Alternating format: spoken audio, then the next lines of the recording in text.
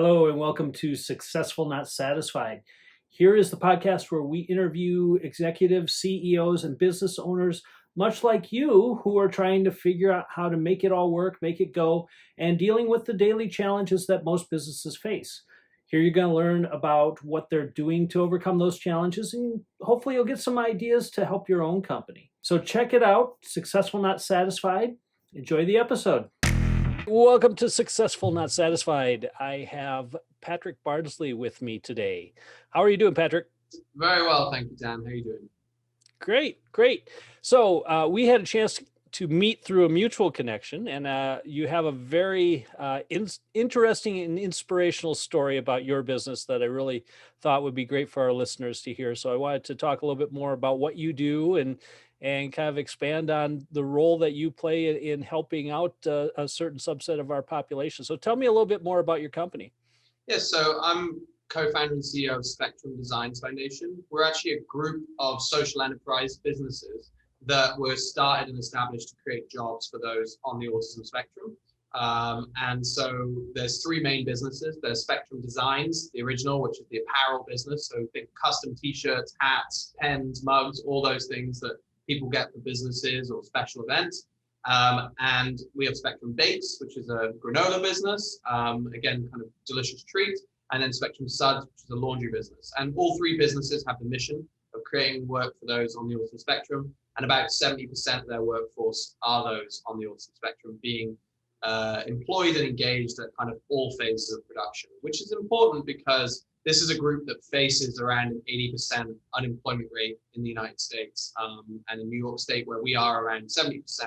And these are pre-pandemic numbers. So if you can think that since the pandemic, it's reported about 1 in 5 of those jobs, precious jobs, have been lost. So this isn't just kind of a kind of charitable thing. It's really about job creation and to the underserved population.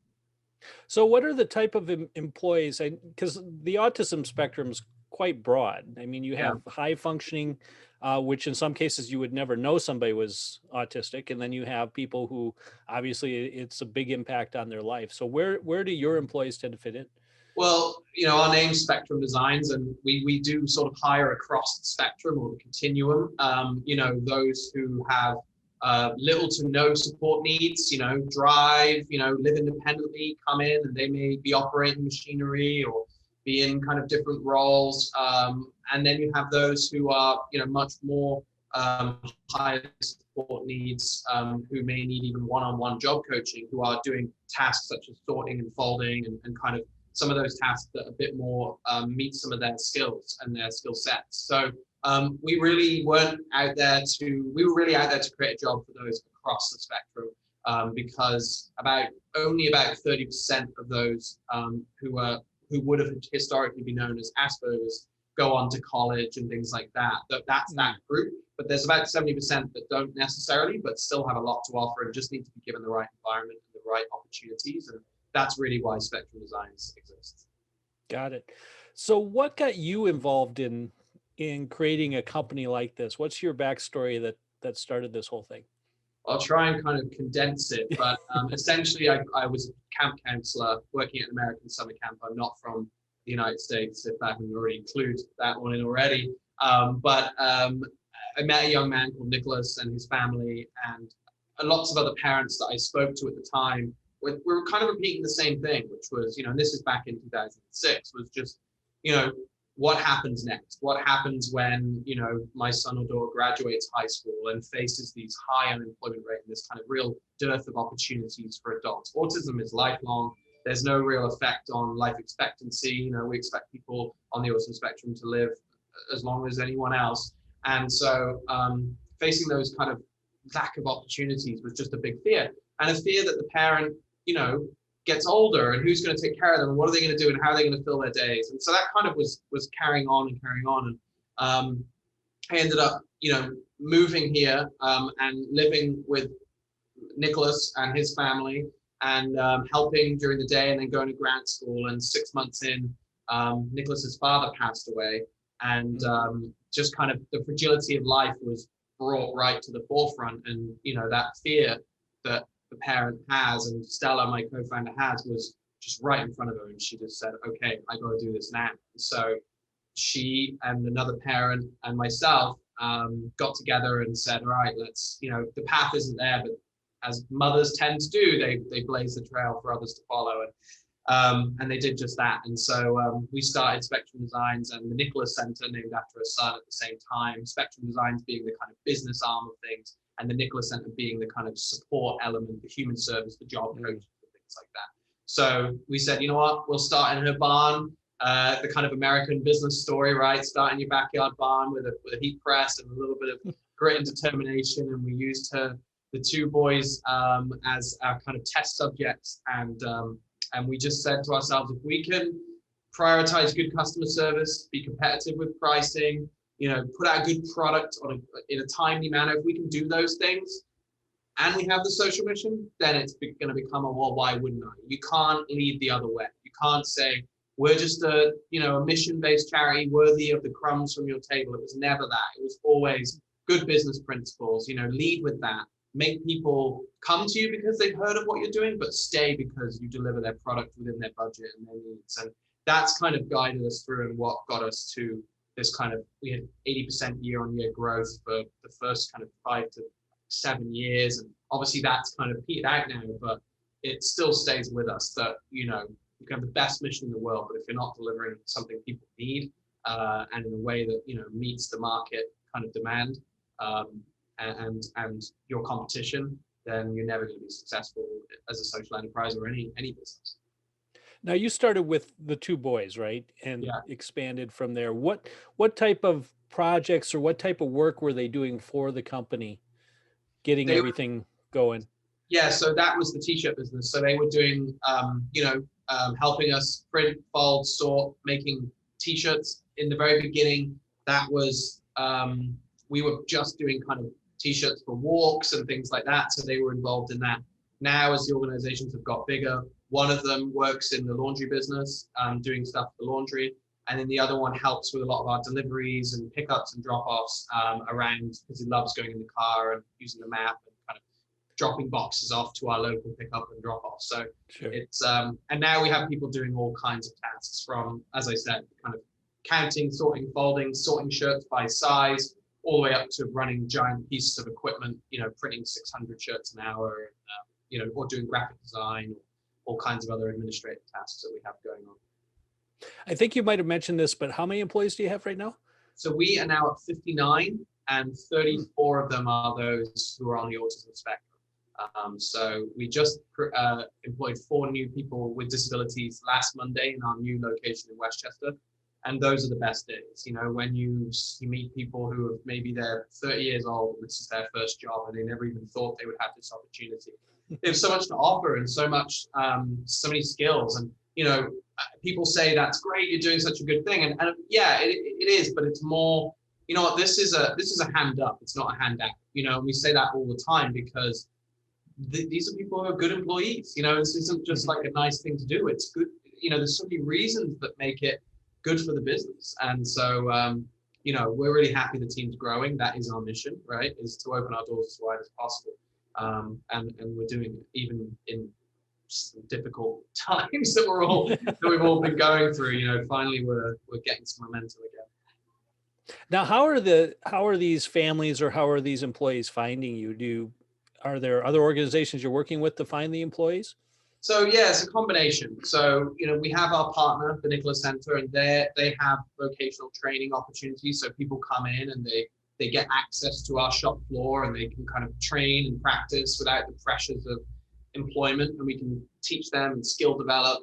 But then we also use things like ZipRecruiter. We also use things like, traditional recruiting methods. There's some state agency assistants we have, something called Access VR, that we work with. So a variety of means, really. Some of it's just word of mouth. Someone will say, hey, I heard you guys are doing this and I want to join. So, we unfortunately do have a waiting list for those who may need more supports, but our goal is just to keep expanding and trying to create as many jobs as possible. That's great. With all the companies out there that are hiring, we were talking before I started the recording that I was on vacation this last week and we traveled up to northern Minnesota, and there wasn't a town we passed through where there wasn't a help wanted sign or a marquee advertising for employees. What should a company look for?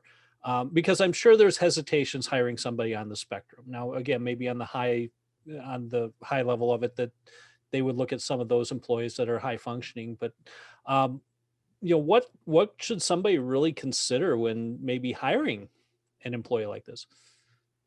Well, I mean, I think there's a business case to be made outside of, the kind of it's a good thing to do or it's a nice thing to do, right? Right. There's the business case. I mean, you've got a time when it's difficult, to your point, to find entry level labor, and you've now got a segment of people who do want to work and who are okay with repetitive and kind of ongoing tasks. In production, that's all we have. It's just shirts going for hours and an ability to work in that setting. Not everyone can do that. But also it boosts company culture. We have such an inclusive, kind of tolerant, accepting group just by virtue of having that.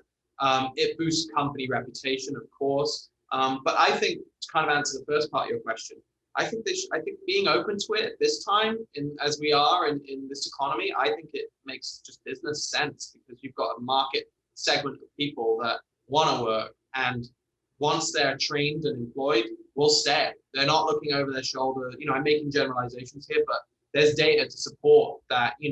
The retention rate is up to 4 times higher for what we call neurodiverse or employees with disabilities. Largely because they tend to just be loyal, dedicated, and hardworking people.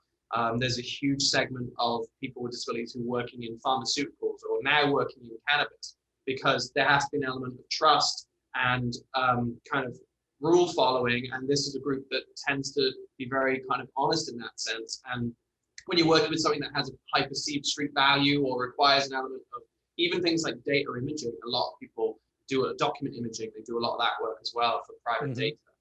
So it's interesting if you can kind of get over some of those fears, and some of those things are even unfounded, but I do understand that. But it's I would encourage every business owner to at least be open to it and talk to either a local agency or do a bit of research as to how to do it, because it does open up a whole, I feel like we've stumbled upon one of the best kept secrets, but I don't really want it to be kept a secret, because there's so many people that are worthy of this opportunity for employment. Well, I think you pointed out some very important things. These are people that are going to be very loyal to the business. They're not going to be looking over their shoulder for the next opportunity. They're hard workers. They're focused. At the same time, I can also understand the company side, not really understanding the full, what goes on in the autism spectrum, how that impacts, how you coach an employee or how you keep them engaged, or, what if there again is that disconnect with the employee, how you handle that. What are some ways that they can educate themselves? So many different things. There's a lot of good resources out there. Autism Speaks has a great resource. There's a Delivering Jobs initiative, which was founded by Autism Speaks specialists and best buddies. There's the Autism at Work Employer Roundtable, which was started by Microsoft, but has a ton of big corporations in it now who are pushing towards being more inclusive of those on the autism spectrum. But I would also say, talk to a local, disability support service agency about it, because if you wanted to incorporate someone with a disability into your community, into your business, they'd be open and probably would be wanting to support them under their own costs with a job coach, or even someone virtually, or someone that the business owner could talk to, saying, hey, it's going really well, but I'm finding that he shows up 5 minutes late every day. What can we do here? And then that agency and that job coach would be responsible for helping train or adjust some of those things. So you don't have to do it alone, I think, is the kind of important thing as well as a business owner, to know that if you want to do this, you don't have to be responsible for the whole thing. You can work with an agency, you can work with, just like you would work with a temp agency or a recruitment agency. It's the same kind of concept, but they will carry on the support even after you've hired them if the individual needs it. That means you have to be open to having another person come in. I get that. Some people might not want to, but it can be done in a way that's subtle and makes for a higher success rate. The other thing I would say is to make sure managers and higher level execs are on board with something like this. You need buy-in from them to make it successful. And you can often find that, I think, with just a bit of understanding, but also making the business case, some of the stuff that we just talked about. Now you mentioned, there's a broad range of jobs that they can do, and I know from going back to my restaurant management days when I was VP of operations at a company, we had a similar program where we had some people with disabilities come in, and they would do kind of the early morning cleanup. They'd help out around the store. They didn't do any real high level tasks, but at the same point, they did work that was valuable because it had to be done. As a company owner, if I were looking, maybe somebody needed more of a skill set. Do they still need a job coach, or, are we able to find those employees who maybe are more self-supported and don't get, don't need as much guidance? Yeah, 100%. We've even had people start with a job coach, and then they can remove and pull away. And the stuff the job coach is doing is like more of what we would call executive functioning. So like showing up on time, making sure you're, dressed correctly. But these are for people who are higher level, who those are the skills they need to work on. Not necessarily they have the practical skills. They can do some of the higher level stuff, but it's the soft skills that they might need some help on. But absolutely, there's some individuals we have here who receive zero support, and they never have, and they're really successful. So yeah, it's a fascinating spectrum. It really is, because you've got people who are just all the way across, and even in different areas can be at a high level in one thing, but then drop in another. I mean, honestly, like everyone, but just kind of maybe more pronounced in something like this. But yes, you absolutely can. We talk all the time that, we call it hiring from the boardroom to the mailroom and everywhere in between. There are opportunities and jobs. You've got people at Microsoft who are doing high-level coding. You've got people at NASA who are doing stuff on things that you and I will probably never be able to get our heads around, And so I think it's about presuming competence and kind of getting over that first hurdle of what are the limitations here, and go, actually, rather than what they can't do, what can they do and what can they do well, and how can I then capitalize on that and grow that.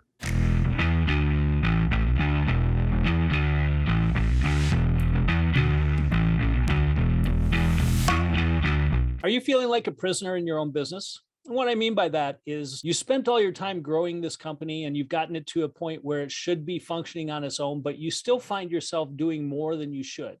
You're getting way more in the details, and you're getting stuck working on things that you have the staff and the team to actually solve for you. If you're finding that you're stuck here and that you can't find a way out, you can't seem to grow your top line sales or your bottom line revenue, please feel free to reach out. Check out danpaulsonletsgo.com. That's Dan Paulson, letsgo.com, to learn a little bit more about me and my company and what I can do to help you out. You can always reach out to me there and schedule a meeting.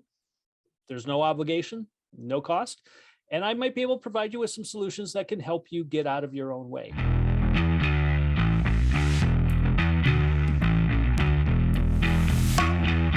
So do you put in place any tests or anything to kind of determine what someone can do? Is there, a standard to that, or, how should an employer go about uncovering, what are the skill sets of the employee that they're looking at hiring? Yeah, I think start with what your job description is, right? So if you're a baker and you want to employ someone, and you have a job description of what you need them to do, if you want to line them up to that. We have developed assessments based on what we do here. So in the t-shirt business, we had someone come in and just, like me, do 12 shirts and bundle them and sort them by size. And then we would set that as a benchmark and say, okay, you need to get to this speed and this efficiency and this accuracy. And we did that across all of our tasks, from embroidery to, heat transfers, screen printing, and all the skills around that. But then we also developed a soft skills assessment, which is more the skills, that we've been talking about, being able to identify a supervisor, politely, greeting customers, those kinds of things. Adherence to the company values. Like, they're a bit more qualitative to assess, but and again, I think every employee should have this assessment, because you would want, right? Right. So we do that.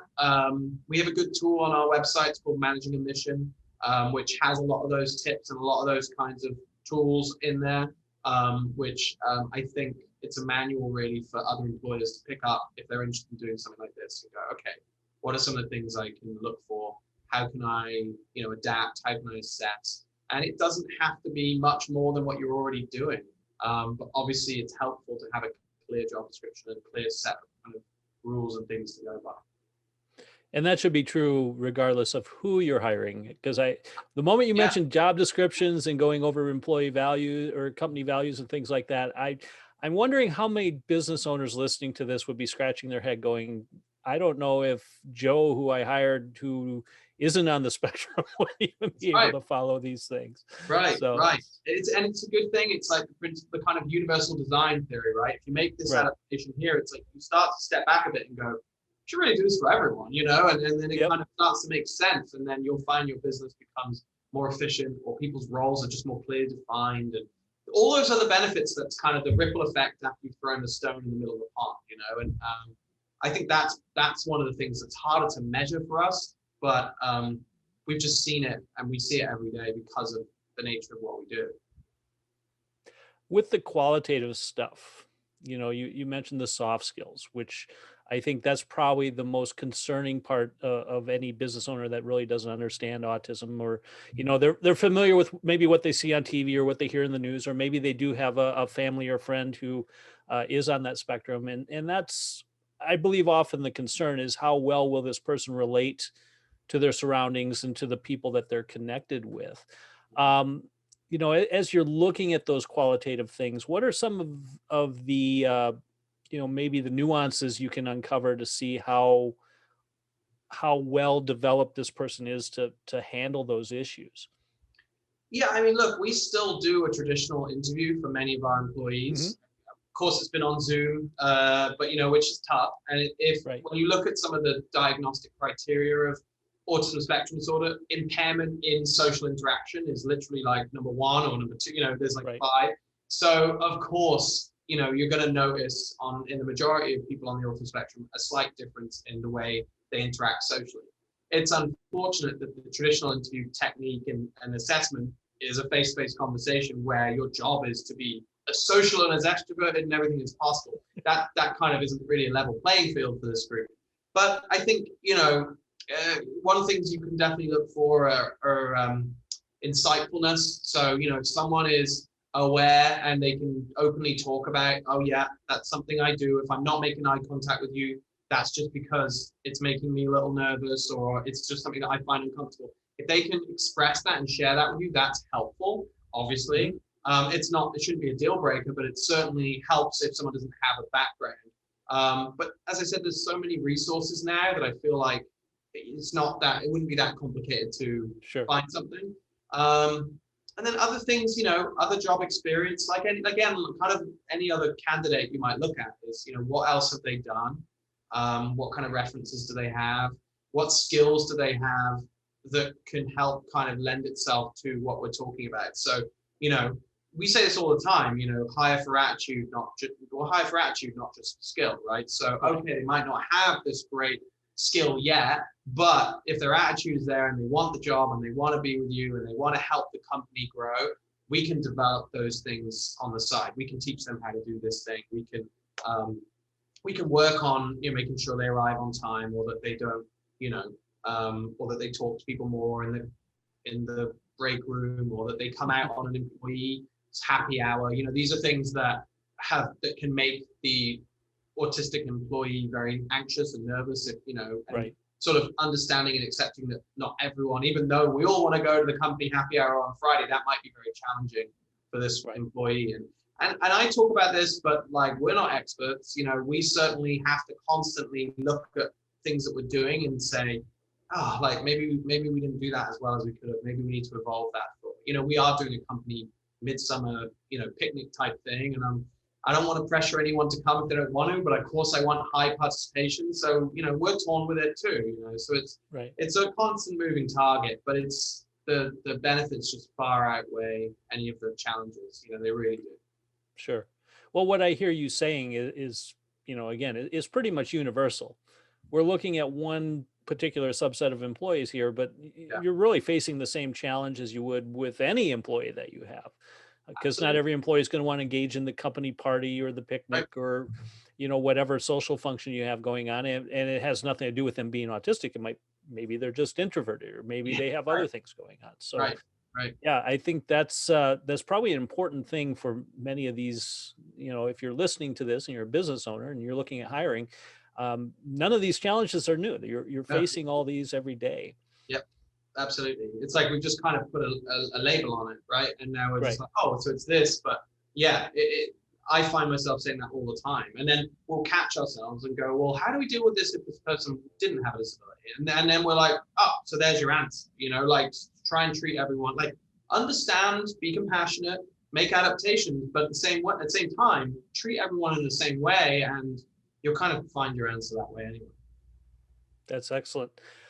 So you mentioned you're growing. You're just under 60 employees now. You just added 4 more. Congratulations on that, by the way. You've expanded now into 3 different services from the initial, promotional services that you were doing. What are some of the challenges you're facing as far as growth? I know one challenge you mentioned was putting people on a waiting list. So as much as you'd like to hire more people, obviously growth kind of dictates how many people you can hire at a time. But what are some of the other things you're seeing going on? Well, we've just coming out of a very busy period, and we have found it hard to being in 2 locations and then trying to build a kind of network of employees in both locations. It has been hard, entry-level employees, and this won't be new to you or your listeners about trying to get people in to work right now while trying to compete against the federal unemployment thing that ends in September. That works out at about $15 an hour. So if you're not paying more than that for a position, or if you can't pay more than that, you're kind of faced against, well, okay, we don't have to come in at all, and I don't have to commute or do anything else. So why would I do that? So those are some of the challenges we faced with needing a lot of extra hours, overtime, weekends. It was hard to, even with our, large, neurodiverse workforce and disabled workforce, it's been a challenge with people. And then the other side of being multi-location is, operationally as well. It's how do you, if you can't be in 2 places at once, how do you ensure the quality of the product, quality of, the customer's experience, even, and for us, of course, the quality of the mission and the way we're treating our employees. How do you ensure against that when you can't be in 2 places at once, right? So those are things that we've been looking at and trying to overcome with videos, with correct onboarding, correct hiring, and also just putting the right people in the right seats, and I think that's been a big part of it, is making sure that you have the right people. And that's, again, shouldn't be new to anyone, but it just bears repeating because, that's a crucial part of any business. Mm-hmm.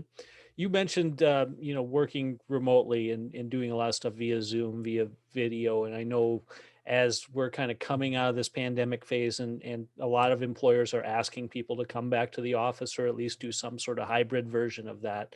What have you found to be most successful with connecting with people remotely and making sure that productivity standards are met, or, whatever that you need to do to make sure that the job's getting done? Yeah, we've honestly, I know, and hopefully more and more people see it this way, but there's definitely, you got to take some silver linings from the pandemic, right? I mean, we were expanding before the pandemic happened, and I don't think we'd have been as set up technologically as we are now without the global pandemic, because it forced so many people to get used to things like Zoom, get used to being able to get into their computer remotely. I can jump off this computer in Long Island at our headquarters and sit on another one in our Westchester location, and it's the same desktop, everything. I can log in. I mean, it's incredible. So our staff and our production team have been using an app called Monday.com. It's kind of like a Trello or one of these apps, Asana. They're project management basically apps, and you can communicate with all your team members through it. You can add someone, you can attach files, you can do everything, and it's, from a production standpoint, it's been incredible. It's really allowed us to track jobs, to move jobs from one location to another. If we decide, oh wow, we just got a big order here, we can't produce it now, we're going to put it on the other, and with a swipe of a thumb, that's been a game changer. We also use it for the laundry business, where the customer, puts in a request, it auto-populates into the board, and then someone goes and picks it up, and they move it into done. And so that, I think, has been a technological advance that has really made a difference for us, and has allowed us to track and measure productivity. As a production facility, we shut down for about 6 weeks totally. So we were back in June 1st last year. So, I talked to a lot of people who are just now, this week and last week, making their ways back into the offices. And they're talking about how challenging and jarring it is. And I feel kind of fortunate in a way that we kind of had to come back so soon. Like, I didn't do well at home. I had some people, great, they loved it. I don't know. I found I couldn't be as motivated and as effective. But everyone's different. Yeah, a lot of people I talk to, it is kind of that love-hate. Some people love the office social environment. They feel they can be more productive there. Others feel they can be more productive at home. And we're still hearing statistics and reports that, it's really kind of changed family dynamics. Parents are again getting more involved with their kids because they were all at home for several months at a time. It also eliminated a lot of the commuting, the traveling back and forth. I know for 100%. Me, even all the traveling that I was doing pre-COVID and pre-pandemic was, quite a bit. And then that went to zero. And now it's like, wow, I wish I could keep it this way. Right. And you go, well, how necessary was that face-to-face? I could have just done it Zoom. I could have done it as a call. Like, did I need to travel 3 hours? But there is a lot to be said for the face-to-face. And I think, education, it's certainly more effective in person, right? I think a lot of networking is more effective in person.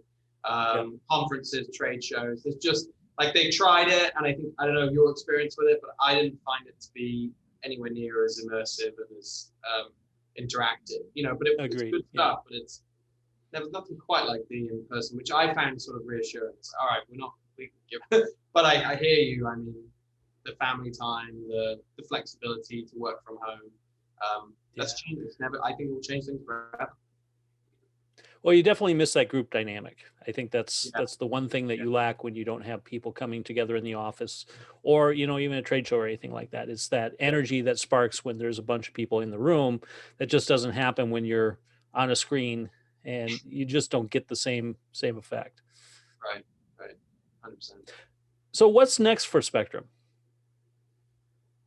Good question. I think we have to stabilize this new location. It's brand new. I want to stabilize it. Hopefully get it. Like any new facility, it's going to take a little bit of time to get it to break even and beyond. And then where are we going next? I would love to replicate again and go into different parts of either the New York area or the tri-state, and then just see where we go. We've kind of got an idea now of how it will work with kind of pods and zones, and instead of creating one big facility, we figured, if transport's so difficult for our population, we should just have smaller facilities in different parts of different areas with good public transportation. And that's kind of what we found in Westchester, and hopefully, we'll find again somewhere soon. So I think that's kind of what's next, is generating and creating that model so that we can replicate and then replicate again and just keep opening our doors that much wider. So one day we have a United Kingdom facility. That's my big dream. But get you back home. Yeah, at least for a reason to go out, outside of seeing my mum, which is a very good reason to go. But it would be nice to help some of my homeland. If we could. Oh, that's great. That's great. Well, as we're wrapping up here, I always ask my guests, if you were speaking to a business owner, maybe this is a new business owner, or maybe this is somebody who's been doing what they're doing for quite some time, what's one thing that you would tell them that you believe would help them be more successful in what they do? Right.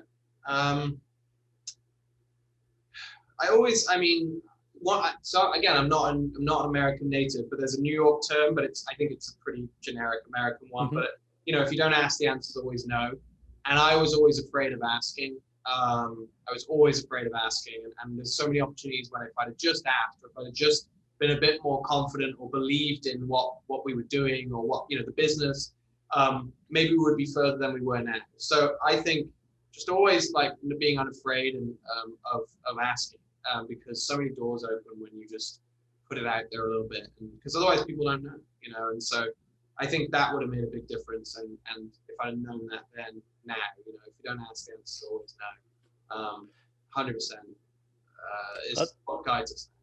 That's definitely not a New York thing. I deal with it a lot here in the Midwest, and I believe it's all over the nation. But we are so afraid as entrepreneurs, business owners, whatever it might be, that asking for help is a weakness. And it couldn't be further from the truth. I think it takes a strong person to reach out and ask for help. And, fortunately, we live in a society where most people are willing to give it if you ask the right people. So 100%. And ask for people to support your business. Look, here's what I do, and I think I can add value. What do you think? I just didn't do that so many times. And I was like, why didn't I tell them that if they could order their shirts from us? And I just, because I was too nervous, and I didn't want them to, what was the worst that could happen? They could say, no, I already have someone, thanks very much. But, just it's that belief as a business owner that you can add value, or that you're something worth sharing, and not being afraid to ask.